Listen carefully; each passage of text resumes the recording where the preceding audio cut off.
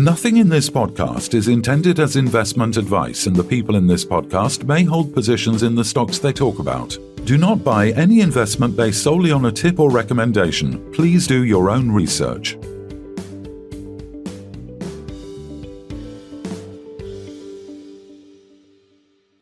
Hello and welcome to the Midweek Takeaway. And we're joined by Colin Bird, Chairman of African Pioneer. How are you doing today, Colin?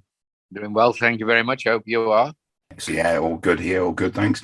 So we saw last week the news that African Pioneer Zambia had entered into an option agreement with First Quantum Minerals. Do you want to just talk us through about what the option agreement actually entails? Yes. And I guess the interesting thing is that option, why have you gone into an option, not a standard joint venture? You know, First Quantum, like me, have been around the block for some time. And with a joint venture, there's always a disappointed party, sometimes two disappointed parties. And it's that initial phase, which is probably what starts a good joint venture off and finishes a good joint venture with discovery of a mine. And so we structured it this way with First Quantum, that look, go onto the ground, spend $500,000 on the projects, each of the projects, see what you find. And if you want to go forward, you'll find again, First Quantum aren't tied to money figures. There are some indications of money figures, but the whole idea is if they like it, they climb in. Now, this is in reasonable proximity to the Sentinel mine, which, you know, with the Kawara company, which 2009, we sold to First Quantum for $265 million. And that's the Sentinel mine, and now it's the 14th biggest mine in the world. And, you know, when I went in there, I can remember just reading the synopsis of the project and some old reports, and just a casual mention to 30 million tons of potential copper. I thought, well, I'll have that. That's not a bad start. And, you know, look what happened in the end there, Phil. Just look what happened. This time round, we sit in a situation where First Quantum, they had that property some years ago. And when I say some years, quite a few years. And then for one reason or another, the Chinese got the property. So inside First Quantum, there's good knowledge. They know what the property has got. The rumor machine says that there's cobalt of much higher values than one normally experiences in the traditional copper belt.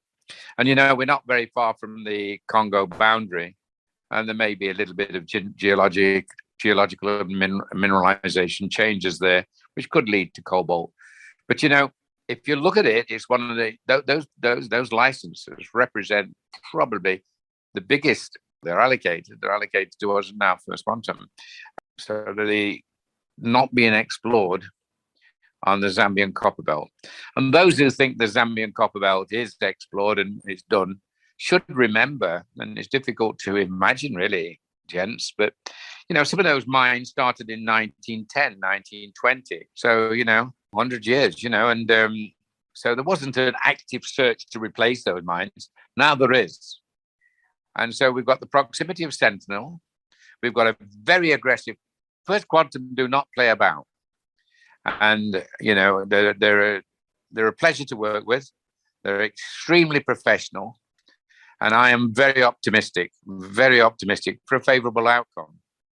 And so what's going to happen? I mean, it's raining on us as always this time of the year, but that doesn't stop them doing some field work. I suspect, and, you know, I'm not going to speak for First Quantum on a public forum, but I think they know enough about these projects. They've probably got some good idea where they're going to drill. And I don't think it's going to be the death of the thousand lashes before they establish drilling targets. So I'm very hopeful of news flow from that. Of course, news flow from Kalahari, where we've got sandfire drilling. And then, of course, I'm off down tomorrow to Namibia. We've got our scoping study people, our consultants in South Africa, mining contractors, engineering contractors for plants. And we're actually doing the formation work for the plant, for the mine. And I've had a team running in front of me, and you know, we're very optimistic for the potential for an open pit mine. It's a precursor to the underground mine at Ogombo. So that's very good. We've got copper and gold. So they're the two most topical metals at the moment. And so I'm down there with the team, and it's quite a large group of us. just setting the ground rules. The mining application is in, as you know, we've announced that. So I'm hopeful that we'll get this little mine, between 7,000 and 9,000 tons of copper mine up and running as fast as we possibly can. I shall be meeting, of course, the principals in the government on that visit, and we're welcome. And we've got the contractors, we've got investors, and I'm hoping that African Pioneer will be in the mining business, producer, if not by the end of this year, early next year. We've got Sandfire exploring for us. We've got First Quantum exploring for us. And we've got a 15% partner in the name of Sandfire. So really, we got going last week a little bit. The share price didn't, therefore the market cap, of course. But I'm a little bit surprised that we still are staying below the radar screen. So probably, I don't know, it's my fault again. It always is. But, maybe I'm not communicating well. Yeah, I think you're communicating absolutely fine, Colin, to be honest. I think it's the market in particular is not very reactive at the moment to some, a lot of good news, really. I mean, just going back there to the Zambia announcement, First Quantum have the right but not obligation to spend up to $500,000 on each one of I think it's the 4 licenses that were defined. How eager do you think they will be to want to start that exploration process or exploring of the licenses? I think very eager. As I say, these are licenses which were under different circumstances in a different time were lost. And their proximity to Sentinel, which is one of their best mines, as I say, the 14th largest mine in the world now, copper mine, makes it that, if it fails, they're pretty positive on being able to find additional feed for Sentinel. Yeah. But of course, that's not what they got into this joint venture for. They got into this joint venture to find a standalone mine, which has probably got higher cobalt values than most copper mines in the copper belt. So and this is another reason, Phil. You've hit it on the nose there. And it would be incorrect in this podcast to mention other companies by name. But there are some companies who go into joint ventures in order to tie up the ground from others. First Quantum is not one of those groups. Yeah. And that's why they've developed this model of engagement with junior mining companies. Let's have a look at it. If we like it, we're going to climb in. If we don't, you can have it back. Yeah. And, I guess it takes quite a few pages of an agreement to say that. But that's the theme. That's the spirit of the agreement. Let's have a look, Colin. Let's have a good look. We'll do some serious work on the ground. If we don't like a project, we'll give it back to you. If we do, we're going to climb in. And that's why we're joint venturing with First Quantum. So they're as anxious as we are. Yeah. And then once obviously that work's done, then the next phase would be for them to, to then produce, let's say, an indicated resource of, I think, 300,000 tons of contained copper. Correct. And then at that point, then I guess they've got an earning of up to 51% of the shares. That's right. There's an earning formula. We retain an interest, of course, going forward. And it is really the perfect joint venture. It's win-win. We don't have to give the whole thing away. There are time constraints for looking and seeing. If it don't meet their criteria, we get it back. So we've learned an awful lot about the project. You will know that I'm in the small mining business in Zambia and Mozambique. And quite frankly, what they need to find first to pass the First Quantum radar screen is not what I necessarily find. 2 or 3 million tons of good rock, I'm up and away. So obviously that's not what they're looking for. They're looking for a standalone mine or a big feed source for Sentinel. And you mentioned the sort of hurdle rate of 300,000 tons of contained copper, which is not a small proposition by any means. Yeah, and then once they've made that sort of decision to mine, they can then move the stake from 51% to 75%. So just give me an idea of what that means for shareholders in terms of value accretion. Well, what that means to value accretion, I guess we've got the line in the sand there of 265 million, but that was 10 years ago, and copper was $5,000. So that line now is a bit wavy. Is a bit iffy. We're 10 years later and we're nearer $10,000 than we are $5. In fact, we're only about $200 of it. With the forecast by Goldman Sachs and the big boys that copper will go higher. And of course, strategically, their infrastructure, their own capability has increased rapidly and exponentially since 2009 to 10. So they will want to know, is it one of their new mines in Zambia? Is this the area? Because let's face it, Solwezi is the 1970 Kitwe. Solwezi is now kind of the mining capital, the center, the epicenter of new mining projects. And so they're focused in there. They're not there to play around. They're there to find new mines. So they will climb in. And of course, the agreement allows them to make an offer at any stage. They're not cowboys, and they will want to see evidence of strike. They want to see evidence of dip, and they will want to see the sort of grades they want to see, and hopefully some cobalt with it. They've they've always been, when you talk about First Quantum, this is almost sounding like an interview for First Quantum, really, but when you talk about First Quantum, you're talking about an exceptional group who actually built, about 5 mines in 7 years. Every mine was on budget, on time, and to spec. They built an earnings profile second to none, and they're extremely well received in the industry. As a set of engineers and businessmen, you don't get better. So they're not interested in tying up ground. They've just absolutely no interest in tying up ground. They've been the foundation of Zambia. Let's face it. They've been in Zambia a long time, and they paid a lot of taxes, and they've been interfacing with government. They know how to work in Zambia, and it's been Marmite on a few occasions, but they've gone through it all. They've got a very strong, capable, well-respected chairman. So you cannot say a joint venture with a major in one breath, because that's like saying all the majors are the same. Rich companies, big mines, big wallets. I think when I talk First Quantum, I'm certainly not talking to some of the other companies. I'm talking about a company which is still small enough that everybody gets involved, big enough to be professional, and hungry enough to basically grow their copper earnings. And so I'm delighted they even considered us. And I think our shareholders will see this has been a great joint venture. If you were a betting man, and you told me once before you were not, but I didn't believe you because you had horses, what is the situation likely to happen? The First Quantum are not going to want to do a joint venture with African Pioneer. They're going to get the checkbook out and say, that sounds good, Colin, here's some money. Always dangerous second guessing these things, because I'll just tell you what my modus operandi was with Kirara, what sold Kalambila. And I wrote to every company chairman, chief executive, and head of exploration to tell them about our Kirara copper mine.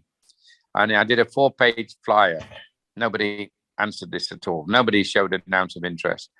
When First Quantum came out of the woods and actually made an approach to us, everybody wanted to buy this project. But First Quantum, again, very intelligently, had got handcuffs on us. We couldn't talk to anybody else, nor did I want to. So that deal was done. So where we sit now, nobody is interested in African Pioneer. Nobody is interested in any copper mining company in the world. But these business departments, you guys keep pretty close to the market. But these new business departments are staffed with a group of geologists, of businessmen, spreadsheet people, political analysts, technical analysts, financial analysts. And they are, believe you me, as we sit here, they are ranking projects around the world. And I can't speak for First Quantum. I just know that's the modus operandi of the major mining companies. But let's just talk business here, shall we, Kevin? How would you feel if you spent your money building up a stack of value for your company and had to pay for the value that your money achieved? So the more holes you drill, the more positivity, the more real, the more de-risked the project becomes. By definition, the more expensive it's going to become.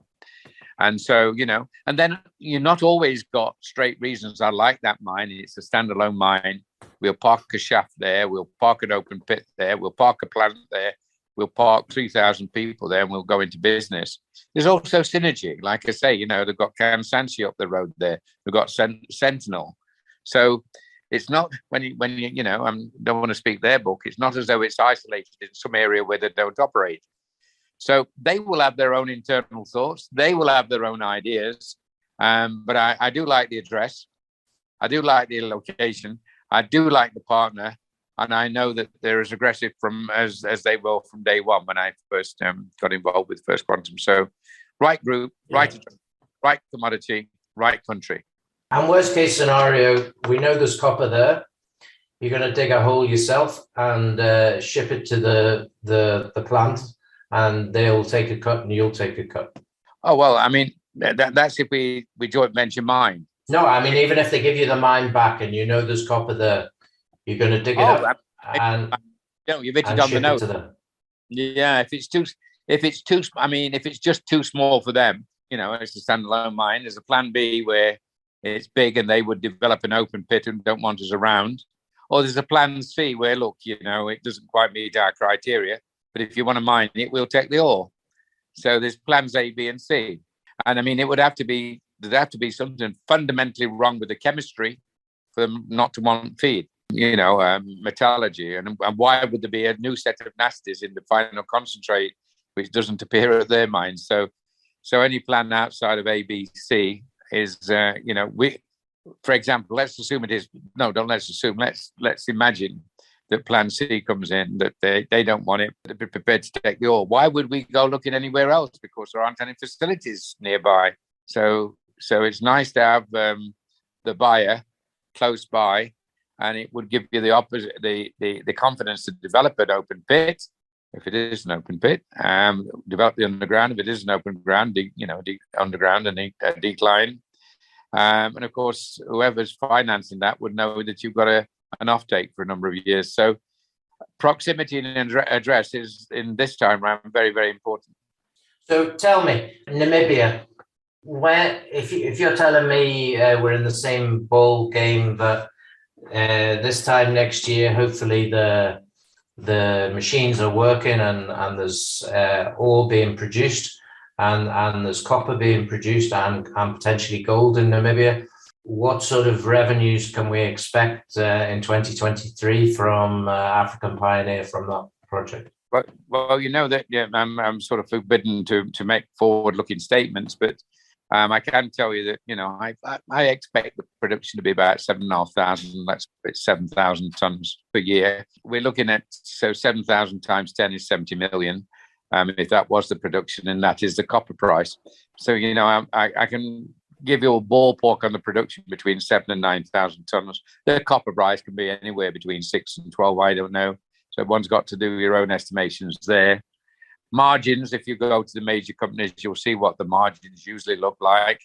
But, if you look at the revenue and the margin of 40%, it's not difficult to get at a reasonable number of monthly income. What's it going to cost you to set the mine up, and how is that going to be funded? Well, I'm in the middle of all that. We did put a scoping study report out, which gave some indication of capital costs.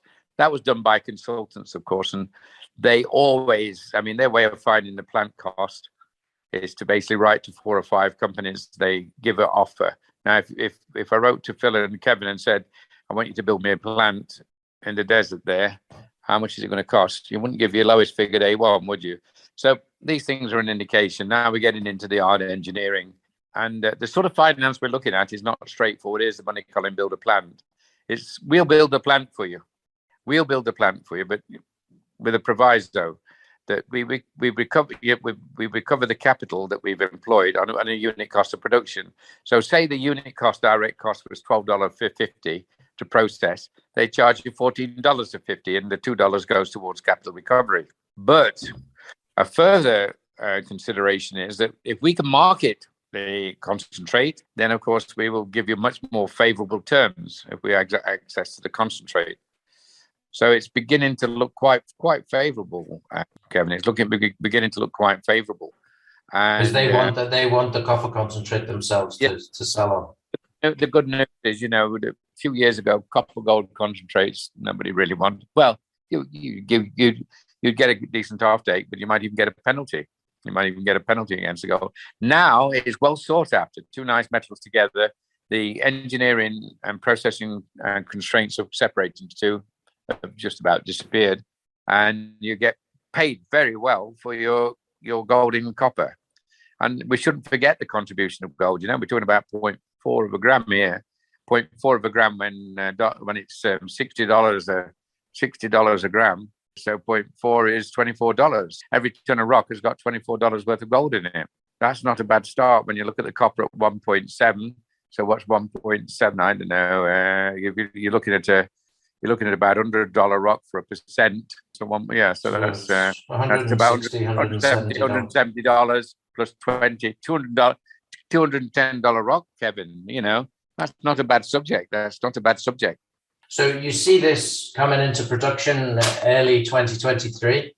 That's my plan. I'm just basically crossing fingers, toes, and just about everything. That the report I've had from the field is that, the suggestion we're getting now from all of our data is that we may have an oxide cap of which may be good for 2 or 3 years open cut production.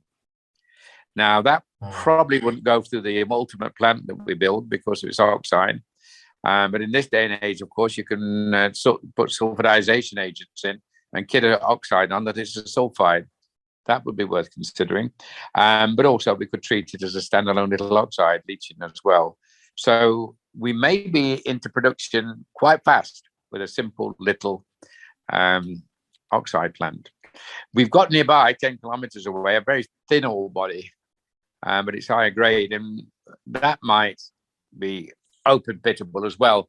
So in a perfect world, gents, we would mine the near surface material, open pittable, get the thing up and running whilst we mine our arterials. Now, those arterials, it's going to be a decline of sorts, whether it be a straight incline shaft, whether it be 30-ton trucks coming out of a 1 in 7 decline, whether it be a combination of both, but when we get down to 450 meters, a little raised board shaft. They're all the things we're talking about. But when I'm talking 7,000 tons a year, I want to get in production as cheaply as possible, with the arterials being as intelligently designed as possible. And that means intelligently designed. If you put them too close to the ore body, they're integral with the ore body, you could compromise them as you go along life's way, by the extraction. So one has to be very, very smart on positioning. We've got an east zone and a central zone, and it looks like they might be connecting up. So we may drill a little bit more to confirm that too. But we're looking at a nice subject here, and that's why I'm going down tomorrow to really make out, to really work on. Fine, these scoping studies are really, a drawing board which sketches out the key variables, gives you some idea how much money you need to get it going, how much money you need as your working costs, plug in the copper price, work out the paybacks, work out the net present value, and work with your investors. We're beyond that now. Kevin. We're into the detail. That's where I'm going to be sitting with the mining contractors, consultants, and really getting down to detail to make this as cheap as operation as possible, but with that proviso. You must not compromise. You must not compromise the key entries, and you must not compromise the ventilation. I've seen so many of these small mines, Kevin, where ventilation is an afterthought. It's a mistake. You want to be able, when you blast, you want to be able to clear your workings, get your men in, get your machinery in, and start clearing the waste and the ore as fast as you possibly can. So, all of those considerations. Okay, so to wrap up, Colin, we've got Namibia, which is basically going to be African Pioneer's own project, more than likely. Maybe there's a joint venture coming there, who knows? But at the minute, it's your own project and should be in production this time next year. You've got Zambia, which is now First Quantum, and basically they're going to be spending a couple of $1 million to make sure whether it's going to be useful for them, along with the huge pit that they've got there, one of the 14th largest copper mines in the world that they already operate close by. And then we've got the other project, which is in Botswana, with your 15% shareholder Sandfire, where we've got potentially silver and copper. Basically, they've taken 4 of your 8 licenses. That's right. They're going to move on that with, again, millions of dollars of bonuses if they find the copper. So it's almost like you're getting 3 companies in one here with AFP. This is the way I look at it, African Pioneer. We've got 2 big companies joint ventured in to process 2 of them. One of them you're processing yourself. And, you know, for it still to be worth £5 million is just bizarre. It's bizarre. I mean, why would a company like Sandfire take a 15% stake in a new IPO? Of course, they believe in what we believe. They believe in what we're doing, Kevin.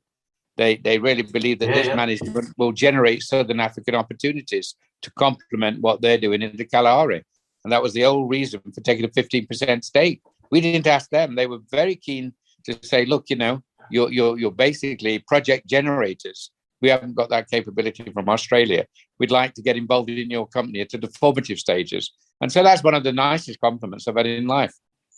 Yeah, and ultimately they're going to be looking for you to look for other opportunities as well. So, you know, there you go. It's not just these 3 scenarios. I'm quite sure, knowing Mr. Colin Bird, there's a few more up your sleeve coming around the corner in the next period of time. So, but even with these 3, the company's worth, I don't even want to say, but on what you're saying, the revenue is likely to be next year in Namibia, then you've got to be talking many factors higher than now, just based on the revenue and the EBITDA that you will receive from that. So, So let's hope the market wakes up, sees this opportunity, because you know, we run a group on Facebook called 10 Baggers, and this looks like one to me.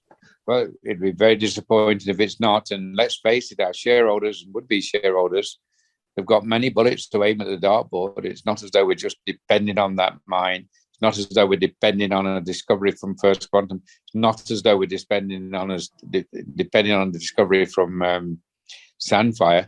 But put the whole lot together and look at the probability and the balance of risk.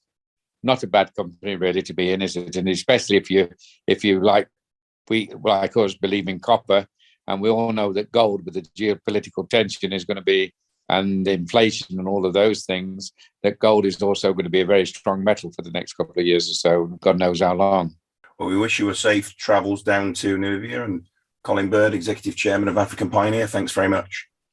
Thank you. Thanks very much. Always good to talk to you. Thank you. This podcast was brought to you by Roast PR Limited. If you would like to appear on a future episode of The Sunday Roast, please email admin@thesundayroast.net.